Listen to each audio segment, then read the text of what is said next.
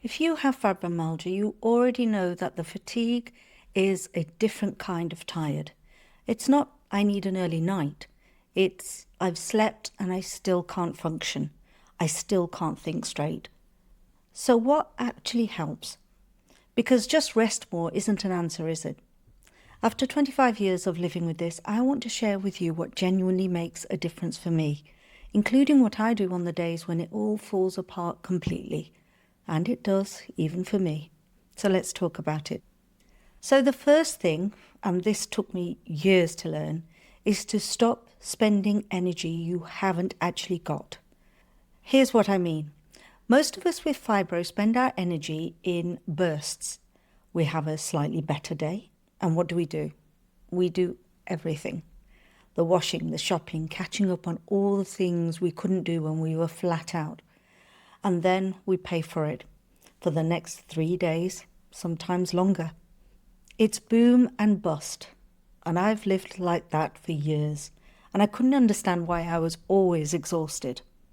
What changed it for me was starting to think of my energy like money in a bank account. Some days there's a bit more in there, some days there's hardly anything. But here's the thing, if I spend it all in one go, I go overdrawn. And going overdrawn with fibro doesn't just mean I'm tired. It means a flare. It means days lost. So now, even on a good day, and especially on a good day, I don't empty the account. I leave something in there. I stop before I'm done, not after. And I know how hard that is, because when you feel able to do something, you want to seize it. But leaving a little in the account is what stops the crash on the other side. If that already sounds like your life, the boom and the bust, the paying for it after, then stay with me, because the next one is the piece most people get wrong, including me for a very long time. The second thing is learning to rest before you're desperate instead of afterwards. For years, I only rested when I'd completely run out, when I physically could not go on another minute. But by then, it's too late, isn't it? That's not rest, that's collapse. And collapsing doesn't refill the account, it just stops you going any further down. What works so much better for me now is resting before I hit that wall. I build little rests into my day, whether I think I need them or not. A proper sit down, a quiet 10 minutes lying down, stopping before I'm forced to stop. And I'll be honest, it feels almost silly at first, resting when you're not that bad yet. You feel like you should be getting on with things. But that is exactly the point. Planned rest keeps me steady all day.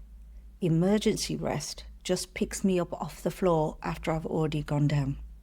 So I'd really encourage you, don't wait until you're desperate.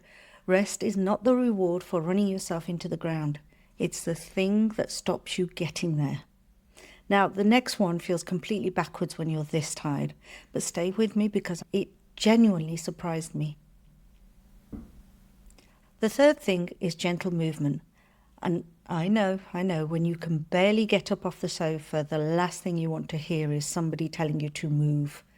So let me be really clear about what I mean, because I don't mean exercise in the way most people mean it. I'm not talking about the gym, I'm not talking about workouts, I'm not talking about pushing through. I mean gentle, regular movement. A short walk, some stretching in your chair, a potter around the garden, which is what I do. Because here's what I found. When I stopped moving completely, when I thought I'm too tired, I'll just stay still, I got weaker, I got stiffer. And strangely, I got more exhausted, not less. My body almost wound down to such an extent that it didn't want to move anymore. But a little bit of movement, kept up gently and regularly, does the opposite. It keeps something ticking over, and it stops me seizing up. It's not about getting fit, please hear that. It's about letting your body not close down completely. And the trick, just like with everything else, is little and often, stopping before it costs you, not after. And that brings me to the last one. It's exactly where I am right now. So the fourth thing is your daily basics, your medication, your sleep, your eating properly, a bit of movement. These are the foundations that hold everything else up. And when they slip, the fatigue and the pain get so much worse. But here's where I'm going to be really real with you, because I'm living this right now. Sometimes the fatigue gets so bad that even the basics disappear, all of them. And I don't want to stand here and pretend that never happens to me, because it does. Recently, my life's been turned upside down, and I've watched my own routines fall apart as we moved house and got settled in the new place. There's been days when I've missed my medication, my eating went out of the window, my movements stopped. Everything I'm telling you to protect, I lost it, all at once. And I want to say to you, if that happens to you, it's okay. It really is okay. Do not beat yourself up about it, because the guilt on top of the fatigue just makes everything heavier. Even the rest of my family who don't have fibromyalgia found it a very difficult period. When it all goes, you don't try to rebuild everything at once.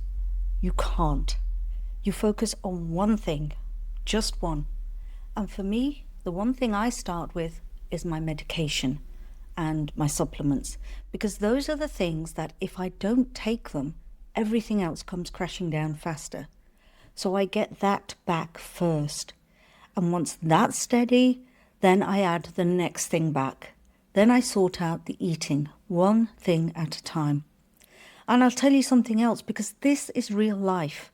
When the fatigue is that deep, and I mean the kind that cuts right into your core, when you can't even hold a thought in your head, let alone do anything. Survival is the goal, not your usual standards. On a day like that, it's okay to lower the bar right down and do whatever gets you through. It's okay to eat something you normally would not have. It's okay to let the healthy routines wait for a day, because you cannot look after your health properly until you've got enough in the tank to think again. So you get yourself through the crash first, gently, without guilt, and then you come back to the healthy routines when the energy is there to hold them. Be kind to yourself on those days. You're not failing, you're surviving something most people will never understand, and that is enough. So that's what genuinely helps me with fibromyalgia fatigue. Spending your energy carefully and not emptying the account, resting before you're desperate, gentle movement little and often, protecting your basics and forgiving yourself when even those fall apart, and building them back one at a time.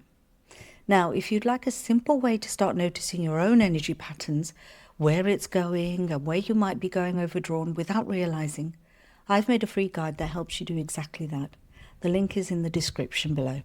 Just pop your email in and it's yours with my compliments. And if you're at the point where you don't just want to get through the days anymore, where you actually want to start living well with fibro, not just surviving it, that's exactly what my group program is for. There's a link below if you'd like to have a look, and there's absolutely no pressure. It's there when and if you're ready. Until next time, take care of yourself. I'll be doing the same, and be well.